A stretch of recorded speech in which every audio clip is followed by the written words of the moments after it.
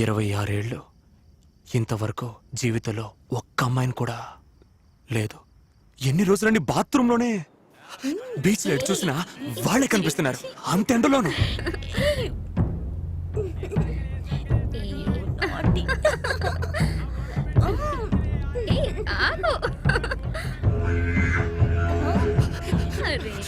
ఆ రోజు ఎండ 2 డిగ్రీలు ఎక్కువే మండింది.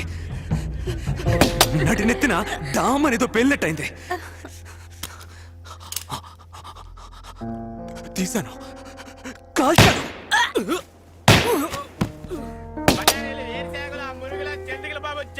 దరిద్రం బీచ్ కూడా బెడ్రూమ్ చేశారు కదా. ఆ రోజు 2 డిగ్రీలు ఎండ ఎక్కువ అవడానికి కారణం నేనా సార్? ఓజోన్ లేయర్లో బొక్క పడ్డానికి కారణం నేనా సార్? నా జీవితంలో ఒక్క అమ్మాయి కూడా లేకపోవడానికి కారణం నేనా సార్? అదే డబ్బు నోడు ఈజీగా తీసుకెళ్ళడానికి కారణం నేనా సార్? నా జీవితంలో అంజలి లేకుండా పోవడానికి కారణం నేనా సార్? చెప్పండి. నా అదృష్టం సార్, పోయిన వారం మీరు బీచ్ వైపుకి రాలేదు. ఏమన్నారు? బ్యాటరీ ఛార్జీ తక్కువగా ఉంది సార్. త్వరగా కంటిన్యూ చేయండి సార్. చంపడానికి కారణాలు ఏం అక్కర్లేదు. Killing someone is very simple, like an art. అడవి మనిషిలో ఉన్నా కూడా ఆంగ్లంలో అదరగొట్టేస్తున్నాడు. A highly created process, something like an intercourse. ఎవరైనా చంపేటప్పుడు తుపాకీ ఉందే తుపాకీ, ఈ వేలు రక్తం చేతికి అంటినప్పుడు పరవశం, ఎక్స్టసీ. కానీ కళ్ళు తెరిచి చూడగానే అది అది రియల్లీ పెయిన్ఫుల్. మనం చిన్నప్పుడు స్కూల్లో ఎగ్జామ్లో ఫెయిల్ అయినప్పుడు పాస్ అవ్వాలి, నెక్స్ట్ ఇయర్ అయినా అనుకుంటాం కదా. అదే విధంగా ఒక మొర్ర తర్వాత ఇంకోటి చేయకూడదని బాగా అనుకుంటాను.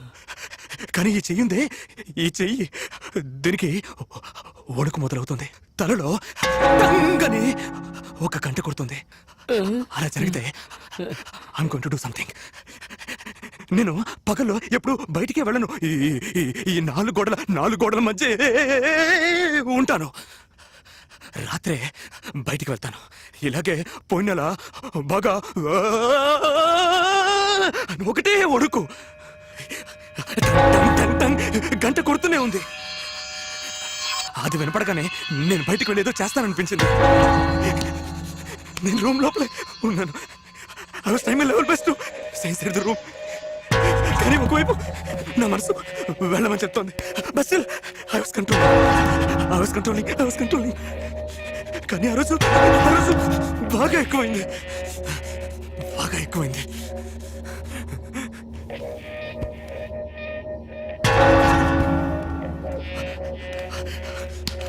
ఆ తర్వాత తలుపు తెరిచేద్దామని వెళ్ళిపోయాను.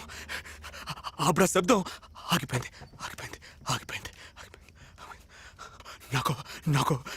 నాకు మళ్ళీ ఆ శబ్దం వినపడుతుందేమోనని భయం.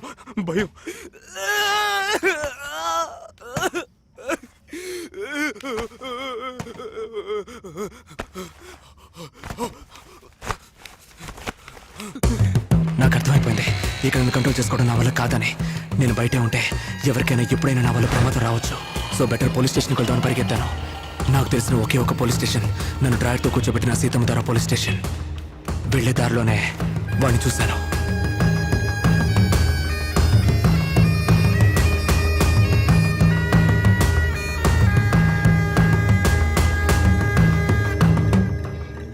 బాయ్, సెల్ ఫోన్ బయట పెట్టామండి, తీసి లోపల పెట్టవా. వెంట్రుకతో సమానంగా బతికేవాడు మనిషి కాదు, మానం మన ప్రాణం.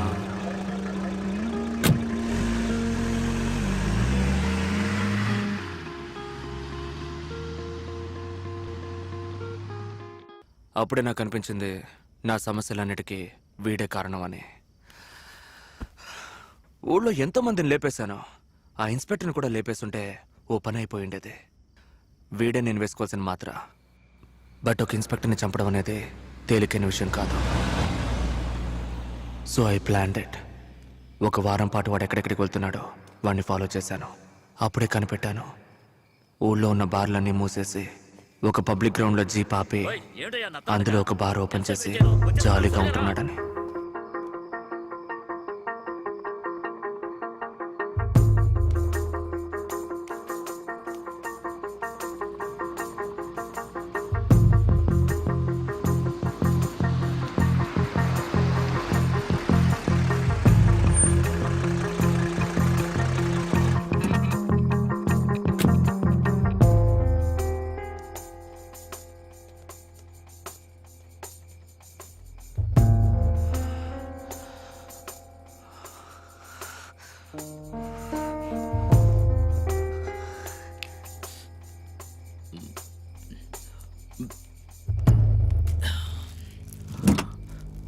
ఎవరది?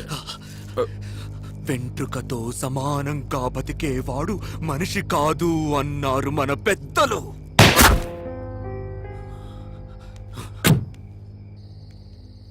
నాలో ఉన్న క్రూరత్వం నశించినట్టు అనిపించింది. నా మనసు ఎంతో తేలిగ్గా ఉంది. హత్య చేయాలనే ఫీలింగ్ ఇకెప్పటికీ రాదు అనుకున్నాను. ఆ అరుపులు, ఆ ఏడుపు నన్నేదో చేసేసా. ఎన్నో చేశాను, కానీ ఎవరికైనా ఉపయోగపడే విధంగా నేను ఇంతవరకు ఏదీ చేయలేదు. ఇప్పటికైనా ఏదైనా మంచి పని చేయాలని నా మనసు కనిపించింది. అది ఎవరో చూడరా. ఎవరా నువ్వు?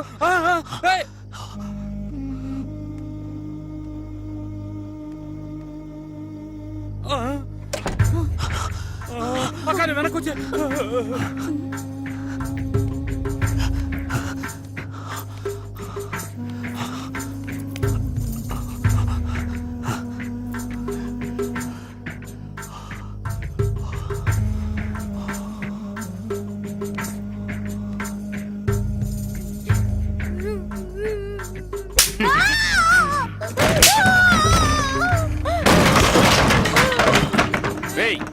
ఎవరా నువ్వు?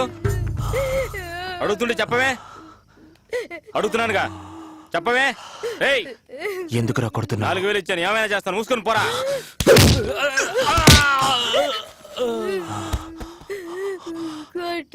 చెప్పండి. దేవతలా చూసిన అమ్మాయిని వేసేలా చూస్తే ఎలా ఉంటుంది సార్?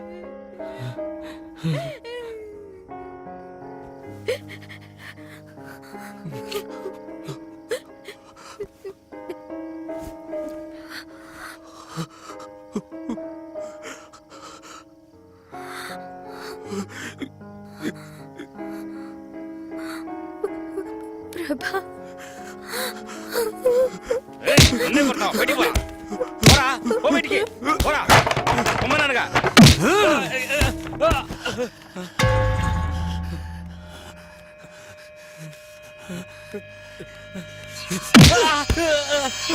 నాలుగు వేలిస్తే ఏమైనా చేస్తావా? నీ కలిగే ఆ నొప్పేగా తనకి. అదే రక్తమే కదరా, అదే మాంసమే కదరా.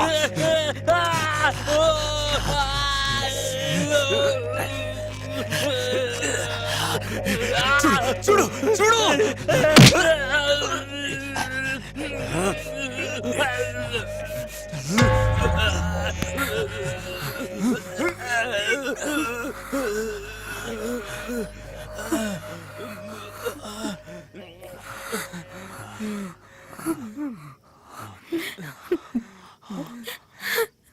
ముందు ఇక్కడి నుంచి వెళ్ళిపో.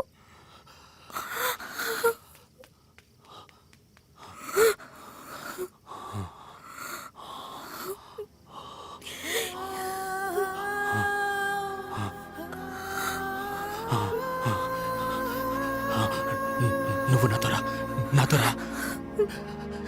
నిజంగానే చెప్తున్నావా? నిజంగానే చెప్తున్నావా? నిజంగానే చెప్తున్నావా? నిజంగానే చెప్తున్నావా? నిజంగానే చెప్తున్నావా? నువ్వు చెప్పేది నిజమేనా అంత అనగానే నాలో ఉన్న ఆ చిన్న ప్రభాకర్, చావు హత్య ఇవేమీ తెలియని ఆ చిన్న ప్రభాకర్ మళ్ళీ వచ్చాడని నాకు అనిపించింది. మేమే ఊరు వదిలేసి మాకు నచ్చిన ఊరికి వెళ్ళిపోవాలని నిర్ణయించుకున్నాం. కానీ వెళ్లే ముందు నేను చేసిన పాపాల్ని సరిదిద్దుకోవాలనిపించింది. అంజలిని ఒక లేడీస్ హాస్టల్లో చేర్పించి ఏం చేయాలని ఆలోచిస్తున్న సమయంలోనే మీ టీవీ వ్యాన్ని చూశాను. 10,000 ఇస్తాననగానే వెంటనే వచ్చేశారు. ఇదిగో ఇప్పుడు రికార్డ్ చేస్తున్నారు. అంత పెద్ద తప్పేం చేశారు సార్ మీరు? దీన్ని రికార్డ్ చేయమంటారేంటి? మా పక్కింటోడు నెలకు 30,000 రూపాయలు సంపాదిస్తున్నాడు. వాడిని చూస్తే నాకు కడుపుమంట.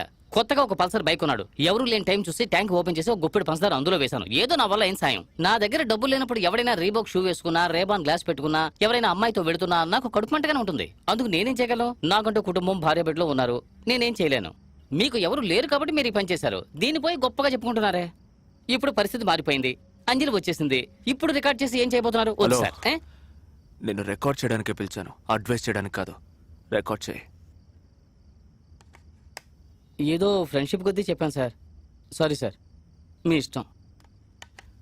ఇవన్నీ ఇంతసేపటి నుంచి ఎందుకు చెప్తున్నానంటే నేను చేసింది కరెక్ట్ అని కాదు. I'm not trying to justify my self. హత్యలు చేశాను తెలిసి తెలియక. నేను చేసిన హత్యల గురించి పోలీసులకు చెప్తే వాళ్ళు నమ్మరు. అర్థం కాలేదు కదా? ఒక్క నిమిషం.